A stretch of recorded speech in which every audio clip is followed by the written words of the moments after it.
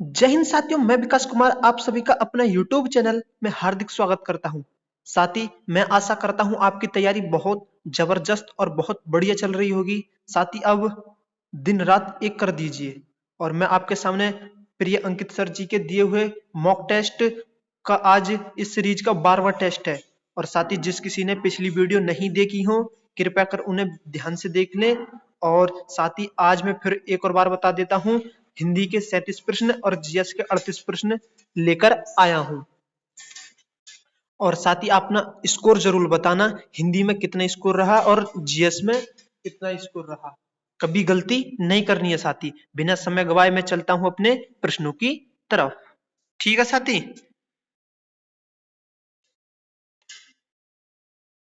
आपके सामने मां सरस्वती, एक बार हाथ जोड़कर प्रणाम कीजिए। हे मां सरस्वती, अब की बार उत्तर प्रदेश पुलिस में सिलेक्शन होना चाहिए सभी का।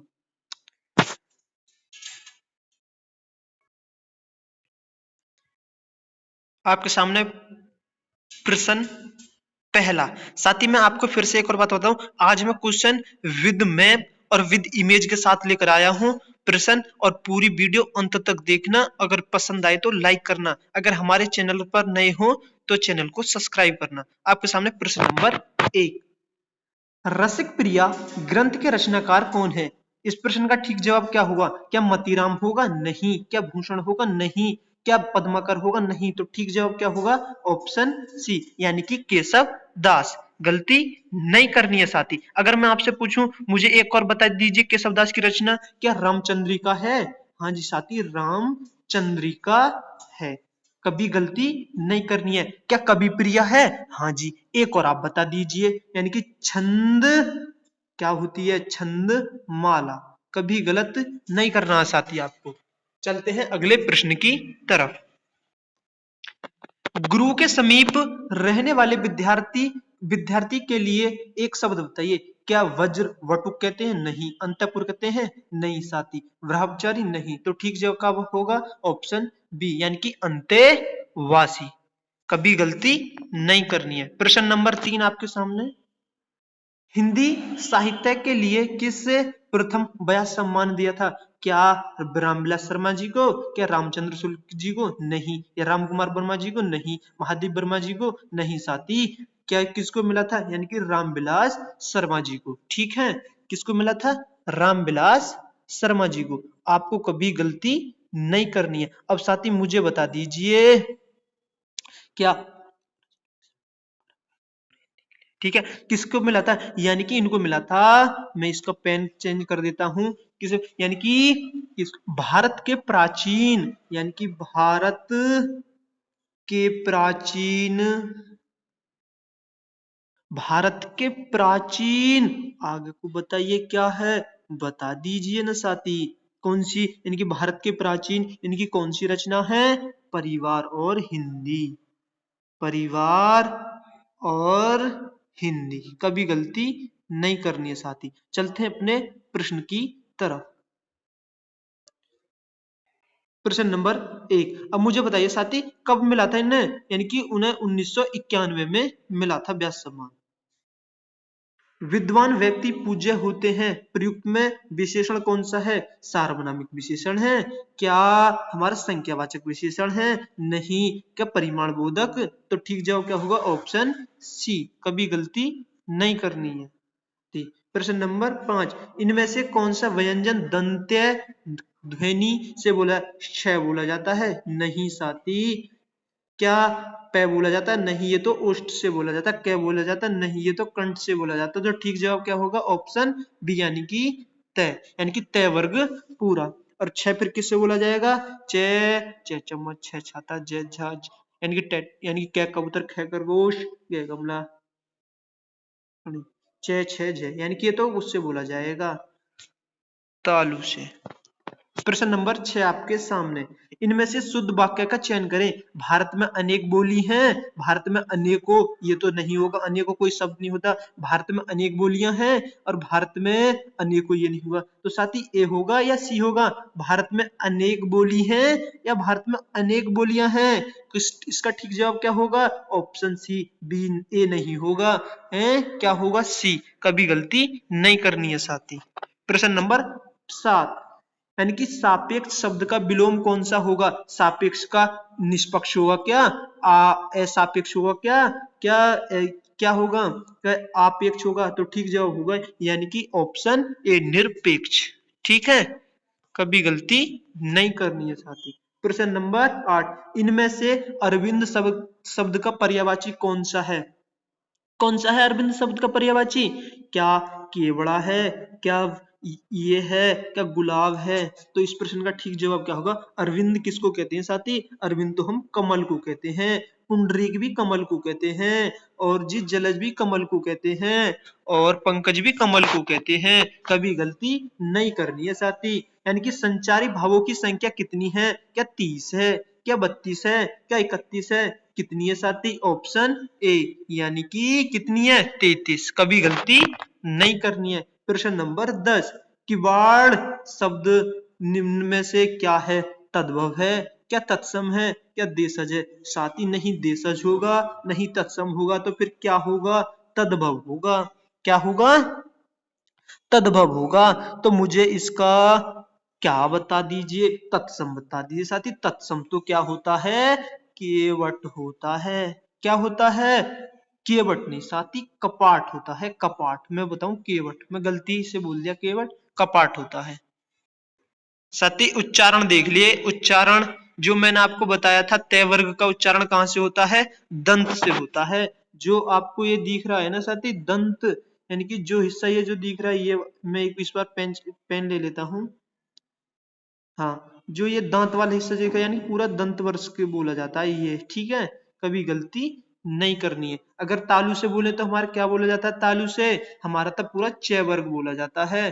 क्या बोला जाता है? च वर्ग। अगर मैं आपसे बोलूं ओष्ठ से क्या बोला जाता है? ओष्ठ से तो हमारा पूरा प वर्ग बोला जाता है साथी। अगर मैं मूर्धा से बोलूं तो मूर्धा से तो हमारा पूरा ट वर्ग बोला जाता है। और ये कंठ से तो हमारा पूरा क्या बोला जाता है? कंठ से तो क वर्ग बोला जाता है। गलती नहीं करनी है साथी। चलते हैं अगले प्रश्न की तरफ।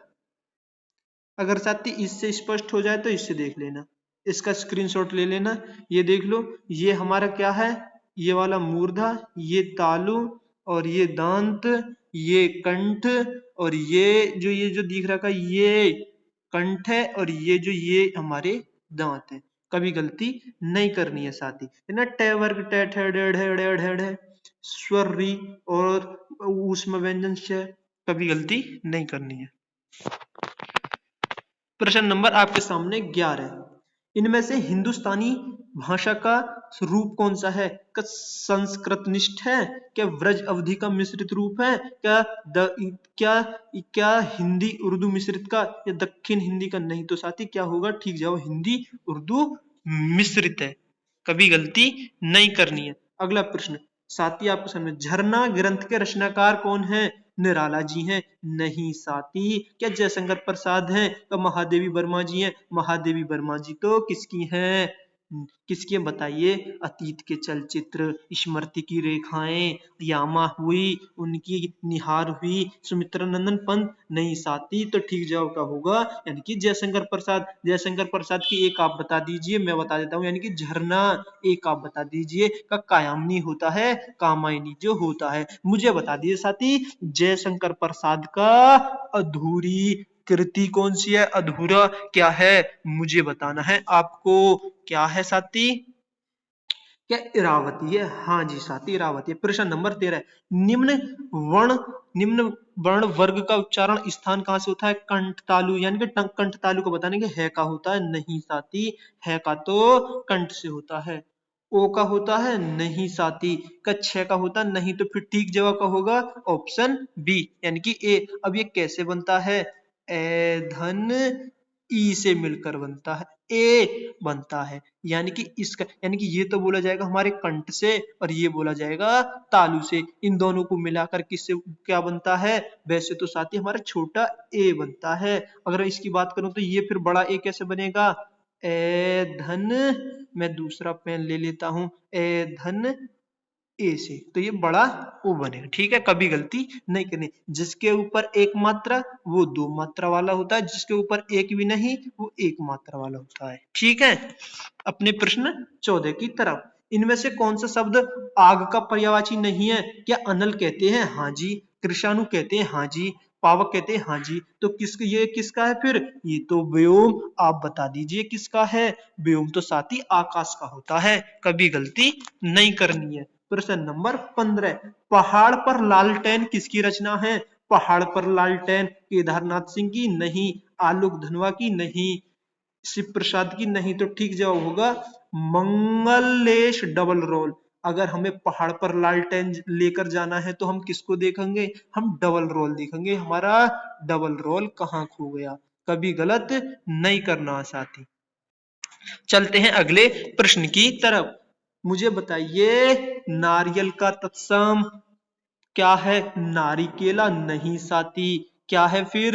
क्या नारिकेली? नहीं। नारिकेल या नारिकेल? तो हम अगर साथी इसको पहचानने की ट्रिक बताऊं, नारी यानी कि मात्रा कैसी चल रही है? छोटी, तो हमें भी छोटी पे ही लगाना है टिक, यानी कि नारिकेल होगा। यानी कि ऑप्शन डी। कभी गलती नहीं करनी है साथी। चलते हैं अगले प्रश्न की तरफ। प्रश्न नंबर 17, हिंदी भाषा का जन्म इनमें से किससे हुआ है? क्या पाली संस्कृत से? नहीं साथी। क्या वैदिक संस्कृत से? नहीं। क्या लौकिक संस्कृत से? नहीं। तो किससे हुआ है? अपभ्रंश से हुआ है। मैं आपको बता दूं साथी, सब सर्वप्रथम हमारी संस्कृत आई, फिर संस्कृत के बाद क्या आई? हमारी पाली, पाली के बाद प्राकृत, प्राकृत के बाद अपभ्रंश, अपभ्रंश के बाद अभट्ट, अभट्ट के बाद हिंदी। तो अभट्ट ऑप्शन में है नहीं, तो फिर अभट्ट से पहले क्या आएगा? अपभ्रंश आएगा। कभी गलती नहीं करनी है साथी। मुझे बताइए इसका जवाब क्या होगा? प्रश्न नंबर 18, गुड़ा केस शब्द का संधि विच्छेद क्या है? क्या गुड धन केस होगा, या गुडा के ईस होगा, या गुडा का धन ईस होगा, या गुड धन आकेश होगा? तो इसका ठीक जवाब क्या होगा? ऑप्शन सी, यानी कि गुडा का धन ईस। क्या होगा? गुडा का धन ईस। यानी कि आ से क्या बनेगा? अगर आ से ई बनाएंगे तो क्या बनेगा शब्द साथी? ए बनेगा। यानी कि ए कौन सा वाला? एक मात्रा वाला, जो ये वाला होता है। यानी कि गुडाकेश। नहीं ए होगा, नहीं बी, नहीं डी। कभी गलती नहीं करनी है साथी। प्रश्न नंबर आपके सामने 19वां, नैसर्गिक शब्द का पर्यायवाची कौन सा होगा? चतुर्दिक होगा? नहीं। चमत्कृत होगा? नहीं। सत्कृत होगा? नहीं। तो ठीक जवाब होगा ऑप्शन बी, यानी कि प्राकृतिक होगा। अगर मैं पूछूं नैसर्गिक का विलोम शब्द बताइए, नैसर्गिक का विलोम शब्द तो कृत्रिम होता है साथी। गद्यांश आएगा। गद्यांश को मैं एक बार छोटा कर देता हूं, ये स्क्रीनशॉट ले लीजिए, फिर मैं इसको पढ़ता हूं। ठीक है साथी, ले लिया होगा वो तो। देखो ध्यान से, जिंदगी के असली मजे उनके लिए नहीं है जो फूलों की छांव के नीचे खेलते और सोते हैं, बल्कि फूलों की छांव के नीचे अगर जीवन का कोई स्वाद छिपा है तो वह भी उन्हीं के लिए है जो दूर रेगिस्तान से आ रहे हैं, जिनका कंठ सूखा है, होठ फटे हुए हैं और सारा बदन पसीने से तर है। पानी में जो अमृत अमृत वाले तत्व हैं। ठीक है साथी, ऊपर को करता हूं मैं इसको। यानी उसे वह जानता है जो धूप में खूब सूख चुका है, वह नहीं जो रेगिस्तान में कभी पड़ा नहीं है। तो साथी इसका कहने का मतलब है, यानी कि जिंदगी के मजे उन लोग छांव में उन्हीं को पता है जो बेचारे धूप में परिश्रम करते हैं, मेहनत करते हैं, उन्हीं को पता है। प्रश्न नंबर आपके सामने 20, उपरोक्त गद्यांश में अमृत वाला तत्व का क्या कार्य? अमृत वाला तत्व का जीवन का रहस्य? नहीं साथी, अमृत नहीं। समुद्र से निकला हुआ? नहीं। तो ठीक जवाब होगा ऑप्शन डी, यानी कि जीवन का सार। कभी गलती नहीं करनी है। अगला प्रश्न आपके सामने, उपरोक्त गद्यांश में किस बात के महत्व को बताया है, भाग्य को नहीं साथी, जीवन को नहीं, प्रकृति को नहीं, यानी कि श्रम को बताया है। यानी कि किसको बताया? सी। इस प्रश्न का ठीक जवाब ऑप्शन सी, कभी गलती नहीं करनी है। अगला प्रश्न आपके सामने, प्रश्न नंबर 22। उपयुक्त गद्यांश के अनुसार जो धूप में खूब सूख चुका है, वाक्य में क्या अभिप्राय है? बीमार होना नहीं साथी। क्या रेगिस्तान में रहना? नहीं साथी। क्या धूप में सेकना? नहीं। तो ठीक जवाब होगा ऑप्शन डी, यानी कि कड़ा परिश्रम करना। चलते हैं अगले प्रश्न की तरफ, प्रश्न नंबर 23। जो किए गए उपकारों को मानता हो, कृतघ्न नहीं साथी। कृतघ्न तो वो होता है जो किए गए उपकार को नहीं मानता, यानी कि न मानने वाला। तो ठीक जवाब होगा कृतज्ञ, नहीं उपकारी होगा, नहीं कृपा पात्र होगा। ठीक है, अगले प्रश्न की तरफ बढ़ते हुए, वही मनुष्य है कि जो मनुष्य के लिए मेरे वाक्य में कौन सा अलंकार है? वही मनुष्य है कि जो मनुष्य के लिए मेरे। तो साथ ही इसमें क्या श्लेष होगा, क्या रूपक होगा, क्या उत्प्रेक्ष होगा, या अनुप्रास होगा? तो ठीक जवाब क्या होगा साथी, ये आप मुझे बताइए। नहीं श्लेष होगा, नहीं रूपक होगा, नहीं उत्प्रेक्षा होगा। तो ठीक जवाब होगा अनुप्रास अलंकार। अनुप्रास अलंकार कैसे? तो साथी वही मनुष्य, यानी कि एक छेककर एक आया, यानी कि जो मनुष्य। तो ठीक है साथी, क्या होगा? अनुप्रास। अनुप्रास का ये भाग है कौन सा? वही मनुष्य जो कि मनुष्य। छेक अनुप्रास या लाटानुप्रास, ये आपको कमेंट में बताना है। प्रश्न नंबर 25। जहां किसी ही शब्द के अनेक अर्थ व्यंजित हो, तो वह कौन सा अलंकार कहलाता है?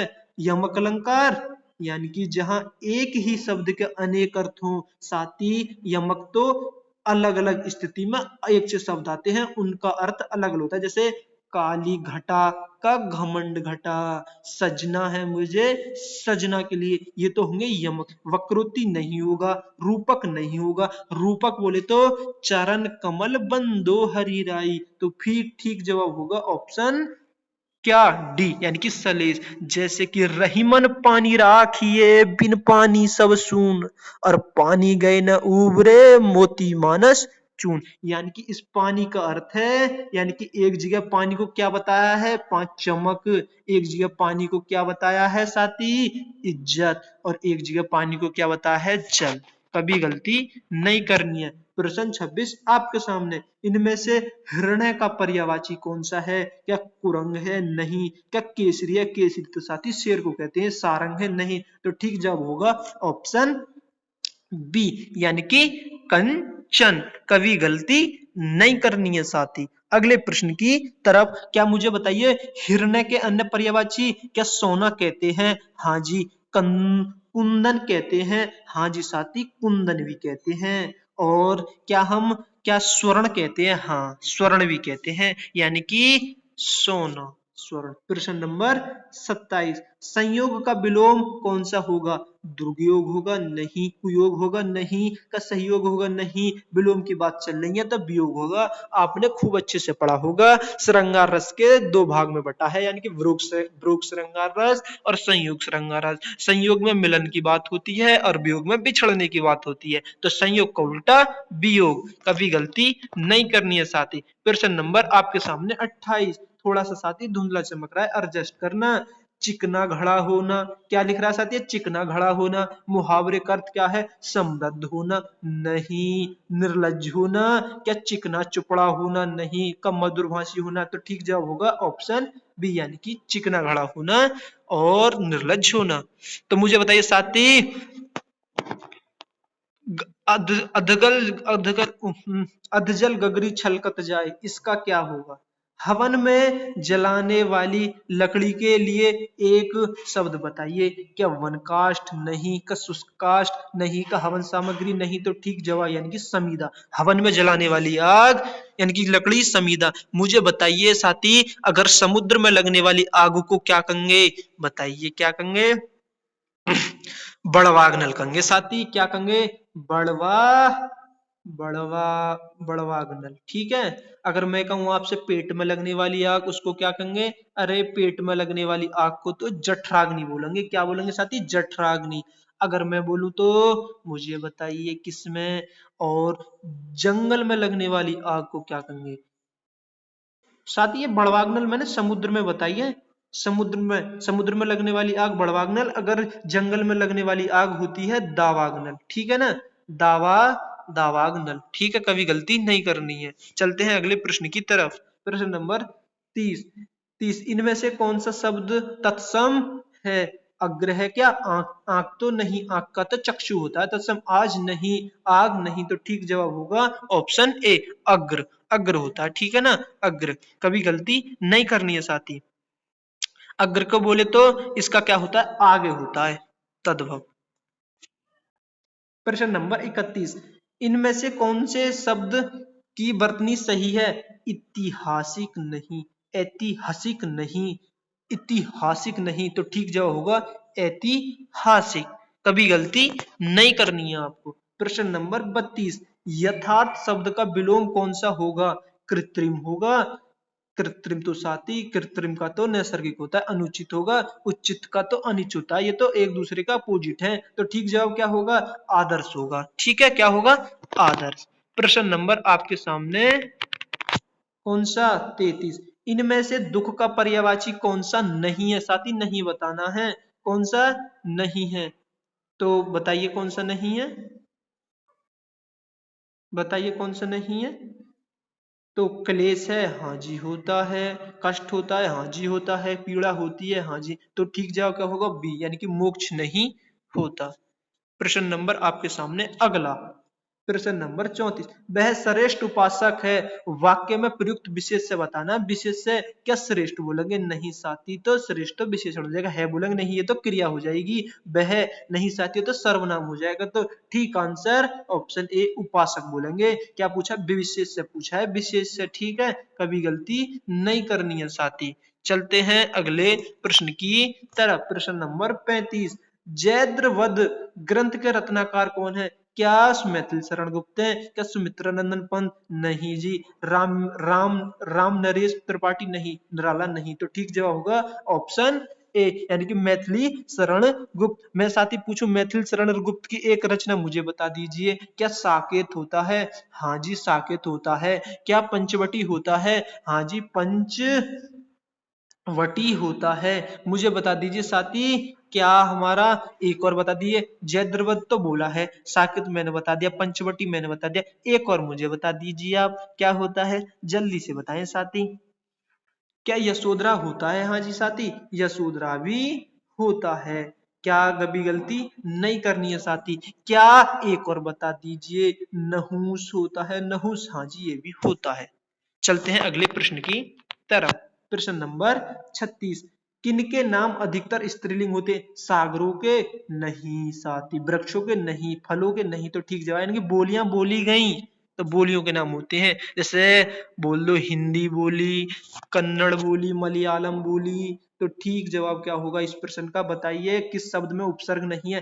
अपवाद इसमें तो है, प्रभाव इसमें भी है, पराजय इसमें भी है, तो ओढ़ना साथी, ये तो इसमें तो क्रिया है ना, मतलब क्रिया है। ओढ़, ओढ़ तो मूल है गई, ओढ़, और धन ना, यानी कि ओढ़ना, ओढ़ना क्रिया बन गई। ठीक है, कभी गलती साथी। आपका सामने सामान्य ज्ञान जीएस का मॉक टेस्ट शुरू होता हुआ, और मुझे अपना स्कोर बताएं, आपका स्कोर क्या रहा। और वीडियो अच्छी लगे तो साथी चैनल को, मतलब वीडियो अच्छी लगे तो लाइक करें, और नए हो चैनल पर सब्सक्राइब करें साथी। दुख से न घबराना पंछी, ये जग दुख का मेला है, यूं तो भीड़ बहुत जंगल में, उड़ना तुझे अकेला है साथी। आपके सामने प्रश्न नंबर कौन सा? 38 जीएस का साथी। इस जीएस का स्कोर बताना साथी। ठीक है। निम्न में से किसे, किस किस निम्नलिखित में से किसे वर्ष 2024 के लिए संयुक्त राष्ट्रीय लेखा परीक्षक पैनल पैनल का उपाध्यक्ष नियुक्त किया गया है? क्या हमारे किसको किया गया है? शक्तिकांत दास को, उर्जित पटेल जी को, गिरीश चंद्र मुर्मू जी को, या शाहजी के बी को? नहीं ए होगा, नहीं बी होगा, नहीं डी होगा, तो ठीक जवाब ऑप्शन सी होगा। कभी गलती नहीं करनी है। अगर साथी मैं इसको याद कराऊं तो कैसे कर सकते हैं? यानी कि संयुक्त राष्ट्र लेखा परीक्षक पैनल, परीक्षा कौन लेती है हमारे? परीक्षा लेती है मुर्मू जी। यानी कि याद कर लो ऐसे। मान के हमारे परीक्षा किस पर आ गई? हमारी परीक्षक चंद्र पे आएगी, यानी कि सिर पे आएगी परीक्षा हमारी यूपी की। प्रश्न नंबर 39 आपके सामने, क्या जवाब होगा इसका? भारतीय महिला क्रिकेट टीम ने 19वें एशियाई खेलों में किस देश को हराकर स्वर्ण पदक जीता है? यानी कि महिलाओं का मैच हुआ, यानी कि इसमें क्या है, किस देश को हराया हमारे, किसने? भारतीय महिला टीम ने। ये तो साथी उन्होंने तो श्रीलंका को हराया है। किसको? श्रीलंका को।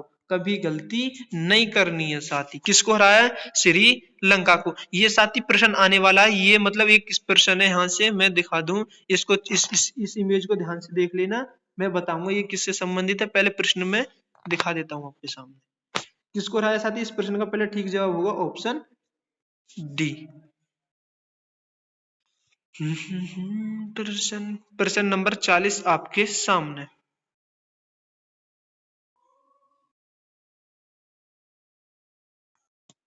ओहो, ठीक है साथी। प्रश्न नंबर 40। ओहो, ये क्या हो रहा है? अपनी तरह की पहली ड्रोन प्रदर्शनी सह प्रदर्शन भारत ड्रोन शक्ति 2023 का आयोजन कहाँ हुआ? क्या जोधपुर राजस्थान में? क्या पुणे? नहीं साथी। क्या पुणे महाराष्ट्र में? नहीं। क्या भोपाल मध्य प्रदेश में? नहीं। तो ठीक जवाब होगा ऑप्शन डी, यानी कि कहाँ, यानी कि कहाँ होगा? गाजियाबाद उत्तर प्रदेश। यानी कि अब कैसे याद कर सकते हैं साथी? ड्रोन, यानी कि ड्रोन। अगर ड्रोन उड़े, अगर हमारा ड्रोन उड़े तो एक दोस्त हमें बुलाने लगे, तो अगर हम ड्रोन को देख रहे हैं तो हम क्या कहेंगे? अरे हम तो बाद में आएंगे, पहले ड्रोन देख लें। बाद गाजियाबाद, बाद गाजियाबाद, बाद गाजियाबाद। ठीक है, कभी गलती नहीं करनी है साथी। अब मुझे बता दीजिए, आप बताना चाहोगे? हाँ जी, बता दीजिए। अगला प्रश्न क्या होगा आपके सामने? ये रहा आपके सामने अगला प्रश्न, इसका आंसर बता दीजिए क्या है। प्रश्न नंबर 41, निम्नलिखित में से किसने भारत का पहला यूपीआई एटीएम लॉन्च किया है? क्या पेटीएम ने? नहीं साथी। क्या एनसीआर कॉर्पोरेशन? नहीं। क्या एचएस लेन देन? नहीं। तो ठीक जवाब होगा ऑप्शन सी, यानी कि हिताची पेमेंट सर्विस। कभी गलती नहीं करनी है साथी। अब इसको कैसे कर सके? यूपीआई एटीएम लॉन्च, यूपीआई यानी कि पैसे से संबंधित है, तो हम पैसे संबंधित करें हिताची। हे चाची, इन्होंने यूपीआई पेमेंट लॉन्च कर दिया, यानी कि यूपीआई पैसे, यू हे चाची, ऐसे याद कर लो हिताची। कभी गलती नहीं करनी है साथी। प्रश्न नंबर आपके सामने 42, राष्ट्रपति द्रौपदी मुर्मू जी ने किस राज्य में ब्रह्मा कुमारीज द्वारा आयोजित राष्ट्रीय शिक्षा अभियान नए भारत के लिए नई शिक्षा का शुभारंभ किया है? राजस्थान में? नहीं साथी। मध्य प्रदेश में? नहीं साथी। क्या कर्नाटक में? नहीं साथी। तो ठीक जवाब होगा ऑप्शन बी, यानी कि उड़ीसा में। अब इसको कैसे याद करें साथी? अब मुझे बताइए। इसको तो ऐसे याद करेंगे, हाँ, नए भारत के लिए नई शिक्षा। अगर हमें नई शिक्षा लेनी है तो हमें कभी उड़ उड़ के नहीं लेनी चाहिए, बैठ के लेनी चाहिए और ध्यान से समझनी चाहिए और ध्यान से सुननी चाहिए साथी। यानी कि उड़ता हुआ चीज कभी माइंड में स्थिर नहीं होता, तो हमें कैसे? शांत मन से एकदम ध्यान से लेनी चाहिए, जैसे आप ध्यान से देख रहे हो साथी। बोरा ये रहा प्रश्न आपके सामने, जो इमेज जो आपके सामने आई थी वो ये रही।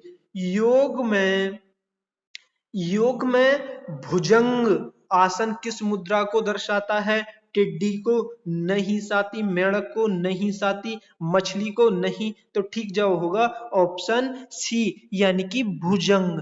किस, यानी कि कैसा? भुजंग। मैं साथी आपको बताऊं, ये जो है ना, ये कोबरा के तरह, मतलब जो कोबरा सांप रहता है उसकी तरह किया जाता है। ये देखो एक बार, जैसे ये जो ये ऊपर को जो ये कर्व जो आकृति बनी है, ये जो मतलब ये कोबरा सांप की तरह। ठीक है, मैं आपको इससे बारे में थोड़ा और मतलब इसे ठीक तरीके से समझाऊं जो आपको आसान से समझ आ जाए। यानी कि जो ये आसन होता है ना, ये कोबरा आसन कहते हैं। इसको क्या कहते हैं साथी? कोबरा आसन। कोबरा आसन भी कहते हैं। ठीक है, कोबरा आसन भी। और मैं आपको और थोड़ा सा समझाऊं इसमें क्या है, कोबरा आसन भी कहते हैं या सर्प मुद्रा भी कह देते हैं। कहने का मतलब ये इस प्रश्न का ठीक जवाब क्या है हमारा, क्या है बताइए? अभी बताया था, जल्दी बता दीजिए। भुजंग है नी।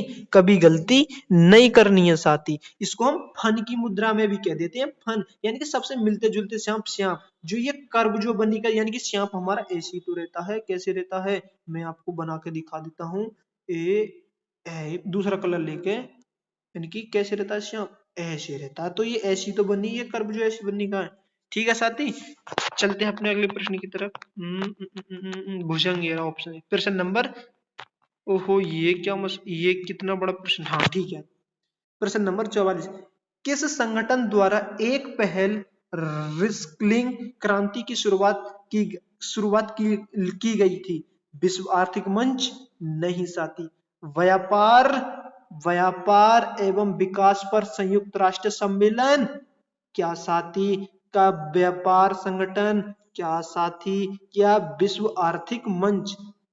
यानी कि विश्व आर्थिक मंच, यानी कि मैंने साथी इसका गलत इस देखो ना, तो ये होगा नहीं, ये होगा नहीं, ये होगा। तो ठीक जवाब होगा ऑप्शन ए, यानी कि विश्व आर्थिक मंच। अब मैं इसको कैसे याद करा सकता हूँ साथी? अगर हमारी आर्थिक स्थिति खराब हो ना, तो हमें रिस्क नहीं लेना चाहिए। यानी कि आर्थिक स्थिति यानी कि खराब होनी चाहिए, तो हमें रिस्क नहीं लेना चाहिए। तो रिस्क किससे याद रख लो? क्या रख लो? रिस्क से।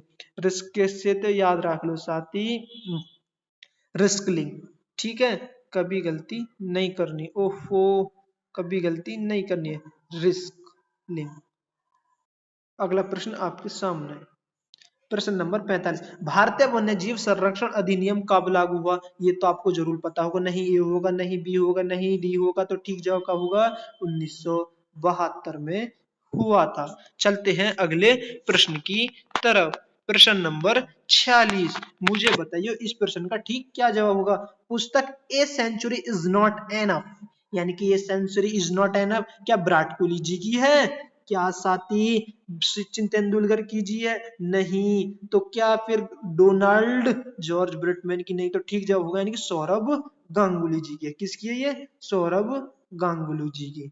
कभी गलती नहीं करनी है साथी, हमें कभी भी नहीं करनी है। ठीक है, चलते हैं अगले प्रश्न की तरफ। ये साथी ने अपनी पुस्तकों में क्रिकेट का वर्णन बताते हैं, हम किस प्रकार से खेलते थे, कैसे किया, ये किया। प्रश्न नंबर 47।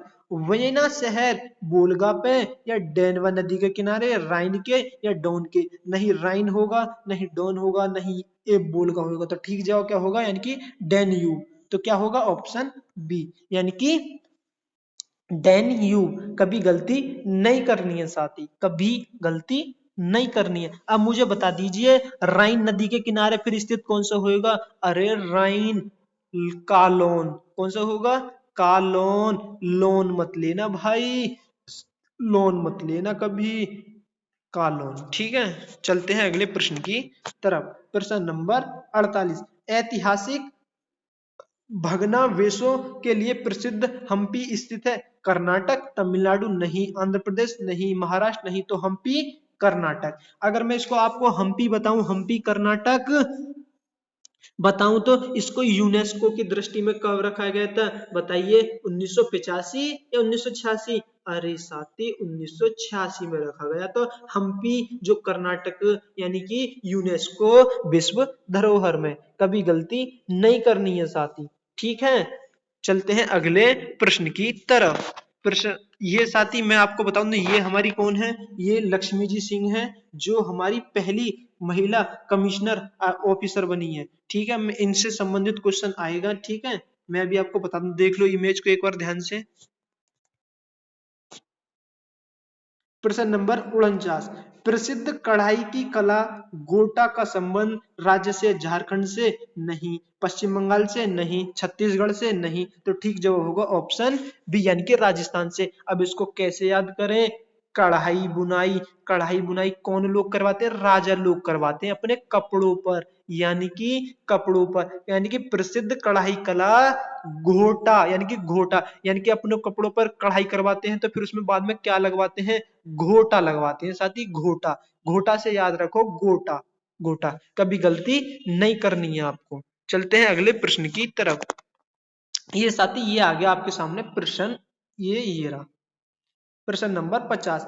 उत्तर प्रदेश के किसी भी पुलिस कमिश्नर क्षेत्र की पहली महिला पुलिस कमिश्नर कौन थी?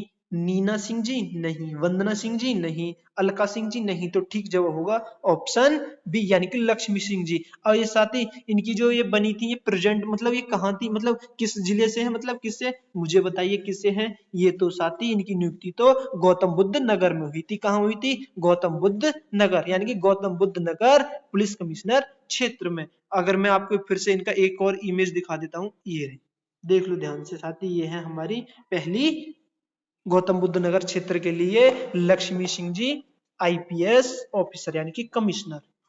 कभी गलती नहीं करनी है आपको। प्रश्न नंबर आपके सामने 51। निम्नलिखित में से कौन सी सही सुमेलित नहीं है? सोरो मेला, ये तो साथी कतई ठीक है, नहीं बताना है। वटेश्वर मेला, वटेश्वर मेला ठीक है साथी, ये भी ठीक है हमारा। शंकु कुंभरी देवी का मेला पूर्वांचल में, ये ही ठीक नहीं है। और शुक्रताल का मेला मुजफ्फरनगर, ये ठीक है साथी। फिर ये शंकु भरी मेला कहाँ है? ये तो शंकु भरी मेला तो आपका तो सहारनपुर में है। सहारनपुर की मैं स्थिति बताऊं तो कैसे सहारनपुर में, मैं आपको एक बार मैप बना देता हूं, मैप यूपी का मैप, ऐसे करके ऐसे करके ऐसे करके ऐसे करके ऐसे करके ये बन गया यूपी का मैप। तो सहारनपुर कहाँ है हमारा? यहाँ पर है। तो यानी कि शंकु भरी देवी का मेला पूर्वांचल में नहीं, सहारनपुर है। शंकु से याद रख लो, शंकु, और शंकु की आकृति कैसी बनी हुई है? सहारनपुर में ही तो बनी हुई है। कैसी आकृति बनी हुई है? ऐसी बनी हुई है, शंकु की तरह। तो ठीक जवाब होगा ऑप्शन सी, यानी कि उसका आंसर पूर्वांचल नहीं सहारनपुर होगा। प्रश्न नंबर 52। दादरी, चुनार, चुर्क तथा डाला सभी के कारखानों में जो कि उत्पादित हैं, क्या सीमेंट को, क्या लोहे को नहीं, क्या उर्वरक को नहीं, क्या कागज को नहीं, तो ठीक जवाब होगा ऑप्शन ए, यानी कि सीमेंट। अब सीमेंट को कैसे याद कर लो? दादरी यानी कि दादी जी, चुनार यानी कि चिनवा लो दीवार को। जब दादी जी दीवार को चिनवा लेंगे तो किसका प्रयोग किया जाएगा? सीमेंट का। यानी कि चुर्क यानी कि डाला, यानी कि डाल, दीवार चिनवा लो, सीमेंट मंगवा लो, सीमेंट डलवा लो। अब दादरी मुझे बताइए ये किस जिले में है? बता दीजिए साथी। दादरी तो हमारा मिर्जापुर में है। चुनार बताइए, चुनार कहाँ है? चुनार तो हमारा सोनभद्र में है। कभी गलती नहीं करनी है, ठीक है साथी। चलते हैं अगले प्रश्न की तरफ। प्रश्न नंबर 53।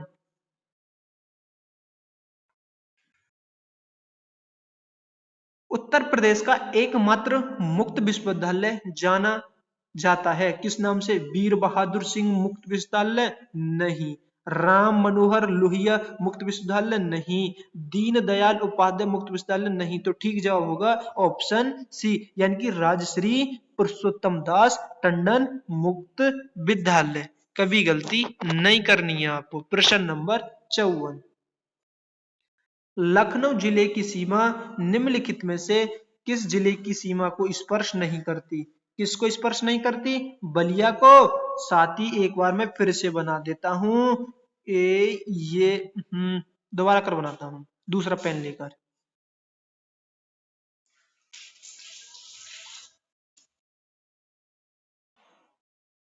ये रहा हमारा यूपी का मैप, ऐसे समझ लो ये बलिया, यानी कि हमारा हमारा यानी कि ये पूछ रहा लखनऊ। अगर हमारा लखनऊ साथी यहाँ है तो बलिया तो हमारा यहाँ है, तो ठीक जवाब यही होगा। हरदोई की लगती है, और उन्नाव जी की लगती है, बाराबंकी की लगती है, और मुझे बता दिए और किस किस की लगती है? और तो साथी सीतापुर की लगती है। हाँ जी लगती है, बोलो ना। सीतापुर की, सीतापुर की लगती है, हरदोई की लगती है, सीतापुर की लगती है, और रायबरेली जिले की लगती है। कभी गलती नहीं करनी है। प्रश्न नंबर 55 आपके सामने। गंगा नदी उत्तर प्रदेश के किस जनपद से प्रवेश करती है? सहारनपुर से नहीं, मेरठ से नहीं, अमरोहा से नहीं। तो ठीक जवाब होगा ऑप्शन ए, बिजनौर से। आपके सामने 56वां, वह न्यूनतम राशि क्या है जिसे real time gross settlement RTGS के माध्यम से प्रेषित है? यानी कि न्यूनतम बतानी है। क्या 4 लाख रुपए? नहीं। 1 लाख? नहीं। 5 लाख? नहीं।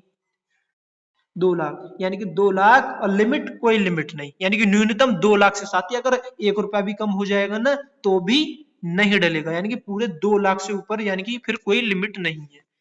अगला प्रश्न आपके सामने।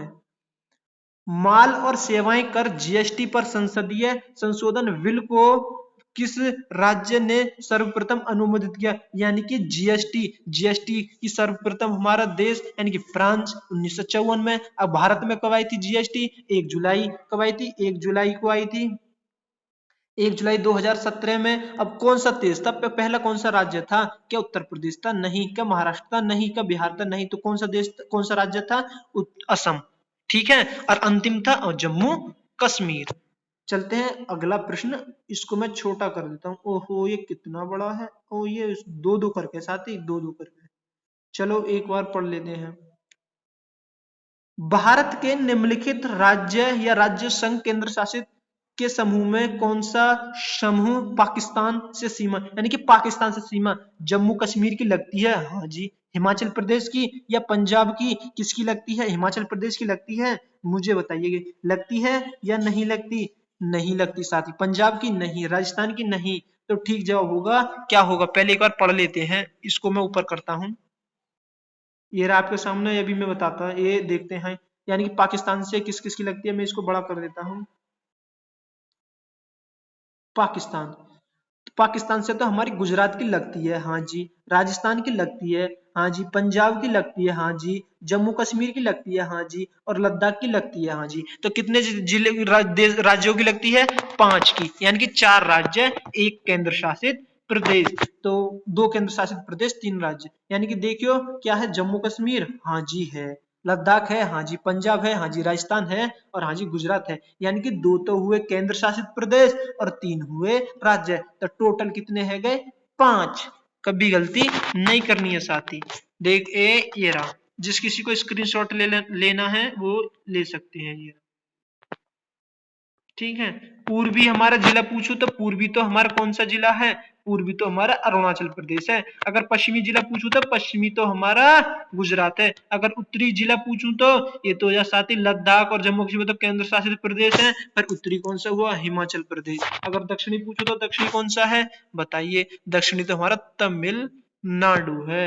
कौन सा है? तमिलनाडु है। ठीक है, कभी गलती नहीं करनी है। ये साथी ये इनके प्रश्न आएंगे। ये चोटियां हमारी हाईएस्ट पीक, मैं एक बार इनको बड़ा करके दिखा देता हूं। ये देखो इनके प्रश्न आएंगे, अभी मैं दिखा देता हूं। ये रही और ये रही, देखो इनको एक बार मैं दिखा देता हूं। प्रश्न नंबर आपके सामने 59वां, ये आ गए प्रश्न। निम्नलिखित में से कौन सी दक्षिण भारत की सबसे ऊंची चोटी है? दक्षिण भारत बोले या प्रायद्वीपीय भारत बोले, कोस कैसे भी बोल दे, गलती नहीं करनी है। क्या अमरकंटक? नहीं। क्या गुरु शिखर? नहीं। क्या डोडा बेटा? नहीं। तो ठीक जवाब होगा ऑप्शन ए, यानी कि अनाई मुड़ी। डोडा बेटा तो नीलगिरी, नीलगिरी किसकी होती है? जल्दी बताइए। डोडा बेटा तो साथी नीलगिरी पर्वत की सबसे ऊंची चोटी होती है। और अमरकंटक किसकी होती है? मैकाल पर्वत की। अगर गुरु शिखर की बात करें तो साथी गुरु शिखर तो अरावली श्रेणी की सबसे ऊंची चोटी होती है। पहले मैं दिखाता हूं आपको अनाईमुड़ी की आकृति कैसी है। अनाईमुड़ी यानी कि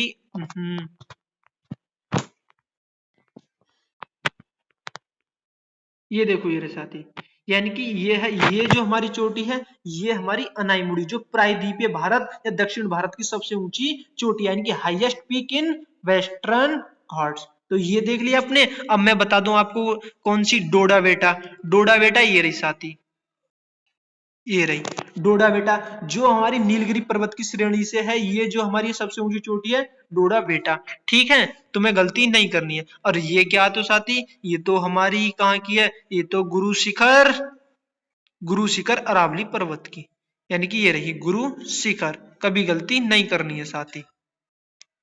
अब आपके सामने अगला प्रश्न, प्रश्न नंबर, ओहो, प्रश्न, इसका ठीक आंसर ऑप्शन है एक। वर्ष 2022 में प्रारंभ निम्नलिखित में से कौन सा देश इस्पात के उत्पादन में विश्व में प्रथम रहा? भारत रहा? नहीं जी। चीन बाजाम पर रहा? नहीं। यूएसए? नहीं। तो ठीक जवाब होगा ऑप्शन बी, यानी कि सबसे पहले कौन था? चीन। फिर दूसरे नंबर पर पहले नंबर पर चीन, और दूसरे नंबर पर भारत, और तीसरे नंबर पर जापान, और चौथे नंबर पर क्या है? यूएसए। यानी कि और फिर पांचवें नंबर पर कौन है? रूस है, हमारा देश रूस। यानी कि पहले नंबर पर चीन, दूसरे नंबर पर भारत, तीसरे नंबर पर जापान, चौथे नंबर पर यूएसए, और पांचवें पे रूस। कभी गलती नहीं करनी है। प्रश्न नंबर आपके सामने 61। भारत में सर्वाधिक वर्षा मुख्यतः किससे होती है? क्या सर्वाधिक वर्षा बताने? उत्तर पूर्वी मानसून से? नहीं साथी। किससे होती है? जल्दी बताइए। क्या वापस होती मानसून से? इनमें से कोई नहीं। तो ठीक जवाब होगा ऑप्शन बी, यानी कि दक्षिणी पश्चिमी मानसून से, यानी कि दक्षिणी पश्चिमी मानसून। ठीक है, कभी गलती नहीं करनी है। भारत में सर्वप्रथम मानसूनी हवाएं केरल के तट से टकराती हैं। अगर मानसूनी हवाएं चलेंगी तो कहां टकराएंगी? सबसे पहले केरल के तट से टकराएंगी। ठीक है, अगला प्रश्न आपके सामने, प्रश्न नंबर कितना? 62वां। निम्नलिखित में से किसने कोणार्क का सूर्य मंदिर बनवाया? अशोक जी ने? नहीं। राजेंद्र चोल जी ने? नहीं। कृष्णदेव राय जी ने? नहीं। तो ठीक जवाब होगा यानी कि ऑप्शन डी, यानी कि नरसिंह देव बर्मन। अगर मैं पूछूं ये सूर्य का कोणार्क मंदिर को दूसरा नाम क्या है? क्या हम ब्लैक कोड़ा के नाम से भी जानते हैं? हाँ जी, ब्लैक पैगोड़ा के नाम से भी जानते हैं। क्या मुझे बताइए, सूर्य का कोणार्क मंदिर 10 रुपए की नोट के पीछे आकृति बना, पीछे छपा हुआ है? हाँ जी। 50 के नोट के पीछे क्या है, ये आप बता दीजिए। क्या हम्पी है? हाँ। प्रश्न नंबर 63। निम्नलिखित रचनाओं में से कौन सी रचना सही सुमेलित नहीं है? मालविकाग्नित्रम कालिदास की? ये तो है। मुद्राक्षस विशाखा दत्त की? हाँ जी है। सोरानंदन अश्वघोष की? है जी। कर्पूरी मंजरी हर्षवर्धन की? क्या कर्पूरी मंजरी हर्षवर्धन की है? नहीं साथी, कर्पूरी मंजरी हर्षवर्धन की नहीं है। तो फिर हर्षवर्धन की कौन सी है? हर्षवर्धन ने तो कौन सी लिखी थी? जल्दी बताइए, हर्षवर्धन ने कौन सी लिखी थी? जल्दी बताइए। कर्पूरी मंजरी तो हमारी किसकी है? वो तो राजशेखर की जी है, राजशेखर की। किसकी? राजशेखर की। और हर्षवर्धन ने तो हमारी हर्षचरित्रिका लिखी थी, और रत्नाकर लिखी थी। ठीक है, कभी गलती नहीं करनी है। मैं पूछूं हर्षवर्धन के शासनकाल में कौन सा आया था? हैंसांग आया था। निम्नलिखित में से कौन सा मोरक्को यात्री मोहम्मद बिन तुगलक के शासनकाल के दौरान आया? ले मोहम्मद बिन तुगलक के बताना है। क्या मार्को पोलो? नहीं। अल मसूदी? नहीं। क्या अब्दुल जर्राक? नहीं। तो ठीक जवाब होगा यानी कि इब्न बतूता, यानी कि इब्न बतूता आया था। कब आया था इब्न बतूता? इब्न बतूता तो हमारा 1333 में आया था। इन्होंने इब्न बतूता की बुक बताइए क्या है? इन्होंने किस लिखी थी? यानी कि किताब उल रेहला। क्या लिखी थी? किताब उल रेहला। मैं लिख देता हूं, किताब उल रहेला। कभी गलती नहीं करनी है साथी। प्रश्न नंबर आपके सामने अगला, प्रश्न नंबर 65। वर्ष 1867 में महाराष्ट्र के किस संस्था संगठन की स्थापना हुई? 1867 में क्या प्रार्थना समाज की? नहीं साथी, प्रार्थना समाज की हुई थी। जल्दी बताइए, प्रार्थना समाज की? हाँ जी, प्रार्थना समाज की हुई थी। प्रार्थना समाज की हुई थी? हाँ जी, प्रार्थना समाज की हुई थी। कभी गलती नहीं करनी है। आर्य समाज की बोले तो आर्य समाज तो हमारा कब आया था? आर्य समाज तो हमारा 1875 में आया था, जो कि दयानंद सरस्वती जी लेकर आए थे। कौन लेकर आए थे? दयानंद सरस्वती। ब्रह्म समाज तो साथी हमारा 1828 में आया था, जो कि राजा राम मोहन लाए थे। और रामकृष्ण मिशन तो हमारा कब आया था साथी? 1897 में आया था। कब आया था? 1897 में, जो कि स्वामी विवेकानंद जी लेकर आए थे। ठीक है, कभी गलती नहीं करनी है। फिर प्रार्थना समाज को कौन लेकर आया था? प्रार्थना समाज को लेकर आया था आत्माराम पांडुरंग जी। प्रश्न नंबर आपके सामने 66। भारतीय राष्ट्रीय कांग्रेस के किस नेता ने द्वितीय गोलमेज सम्मेलन में भाग लिया? यानी कि सुचेता कृपलानी ने? नहीं जी। सुभाष चंद्र बोस जी ने? नहीं। जवाहरलाल नेहरू जी? नहीं। तो ठीक जवाब होगा महात्मा गांधी। महात्मा गांधी जी ने दूसरे में लिया, लेकिन बाबा साहेब भीमराव अम्बेडकर जी ने तीनों गोलमेज सम्मेलन में भाग लिया। आपके सामने अगला प्रश्न, मैं इसको एक बार छोटा कर देता हूं, बताइए क्या है। निम्नलिखित में से किसमें भारत के संविधान के निर्माताओं को मत प्रतिबंधित होता है? क्या राज्य के नीति निर्देशक तत्व? नहीं। क्या मूल कर्तव्य? नहीं। या मौलिक मूल अधिकार? नहीं। तो ठीक जवाब होगा यानी कि उद्देशिका। कौन सा ठीक जवाब होगा? उद्देशिका। मुझे बताइए, क्या बेरुबारी मामला ने यह बोला था कि उद्देशिका भारतीय संविधान का अंग नहीं है? हाँ जी। और केशवानंद भारती बनाम केरल राज्य ने क्या बोला था कि यह संविधान का अंग, ये भारतीय संविधान का उद्देश्य का अंग है। ठीक है, अगला प्रश्न आपके सामने। भारतीय संविधान के वर्णित अनुच्छेद 2 सिद्ध के संबंध में अभियुक्तों को दोहरे दंड तथा स्व अभिशंसन संरक्षण प्रदान करता है। 19A नहीं, ये तो साथी अभिव्यक्ति की प्रेस की स्वतंत्रता। 21 नहीं, ये तो प्राण एवं देह की स्वतंत्रता। क्या 22 नहीं साथी, तो ठीक जवाब होगा यानी कि ऑप्शन बी, यानी कि आर्टिकल 20 सब क्लॉज 3। कभी गलती नहीं करनी है साथी। प्रश्न नंबर 69। निम्नलिखित में से कौन से दो अवधि के लिए भारत के राष्ट्रपति निर्वाचित हुए हैं? यह क्या डॉक्टर राजेंद्र प्रसाद? क्या एम राधाकृष्णन? क्या जाकिर हुसैन? नहीं। क्या एपीजे अब्दुल कलाम? यानी कि ठीक जवाब होगा ऑप्शन ए, यानी कि डॉक्टर राजेंद्र प्रसाद। आपको कभी गलती नहीं करनी है। अब ये बने कब थे? यानी कि एक बार तो 1952 से 19, यानी कि एक बार कब बने थे? 1952 से अतः 1957, यानी कि एक बार 1952 और एक बार 1957। ठीक है, ठीक है, कभी गलती नहीं करनी है आपको। अगला प्रश्न की तरफ चलते हुए,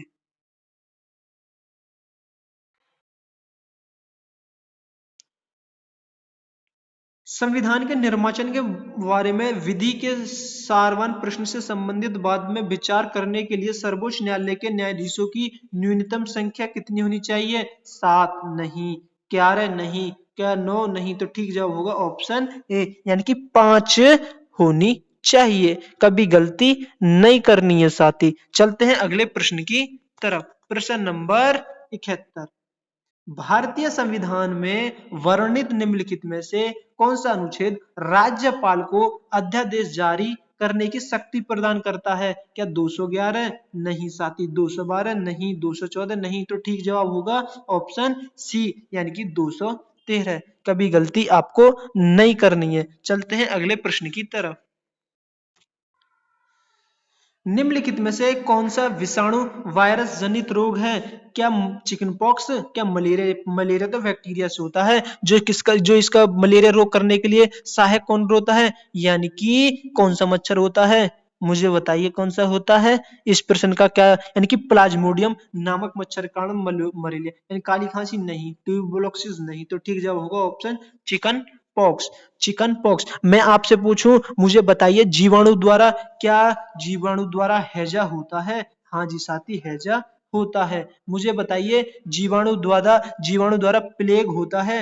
हाँ जी साथी, प्लेग होता है। मुझे बताइए जीवाणु द्वारा कुष्ठ रोग होता है? हाँ जी साथी, कुष्ठ रोग होता है। मुझे बताइए जीवाणु द्वारा, एक बता दीजिए, टाइफाइड होता है? हाँ जी। अगर मैं कवक द्वारा पूछूं, कवक द्वारा क्या हमारा रोग, कवक द्वारा, यानी कि कवक द्वारा, यानी कि हमारा क्या होता है? यानी कि दाद होते हैं? हाँ जी होते हैं। गंजापन होता है? हाँ जी गंजापन होता है। क्या एक और आप बता दीजिए मुझे, क्या एथलीट फुट होता है? एथलीट फुट साथी पैरों में होता है, पैरों में से छेद से हो जाते हैं। अगर विषाणु द्वारा पूछूं तो मैं, यानी कि वायरस, एक पोलियो हुआ, HIV हुआ, ये हुआ हमारे वायरस द्वारा, यानी कि HIV, जो human acquired HIV, human acquired virus, यानी कि, और इन्फ्लुएंजा है। हाँ जी।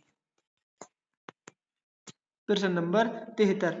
कैपिलरी फीड फाउंटेन पेन का आविष्कार किसने किया? फाउंटेन पेन बताना। डेविड हर्टिज ने नहीं, इयाना डोलंट ने नहीं, अल्फ्रेड नोबेल ने नहीं। अल्फ्रेड नोबेल ने तो डायनामाइट के वो करा था, कि इन्होंने करा था एल.आई. वाटरमैन ने। किसने किया था? एल.आई. वाटरमैन ने। ठीक है, कभी गलती नहीं करनी है। एल.आई. वाटरमैन ने। और जेम्स बॉट की बात करें तो जेम्स बॉट तो भाप इंजन के आविष्कारक हैं। प्रश्न नंबर 74, आवर्त सारणी के समूह फर्स्ट की कौन सी नरम धातु को संपर्क में आने के लिए सेकंड के भीतर धूमिल हो जाती है, यानी कि धातु हवा के संपर्क में आना। साथी अगर हवा के संपर्क में आएगी, क्या स्टर्नेशियम, बेरेनियम, क्या फ्रेंसियम, तो ठीक जो होगा, यानी कि सोडियम। सोडियम को हमेशा मिट्टी के तेल में डुबो कर रख जाता है, अगर वो हवा के संपर्क में आ जाती है क्रिया कर लेती है और फड़ाक भुड़ुम हो जाती है।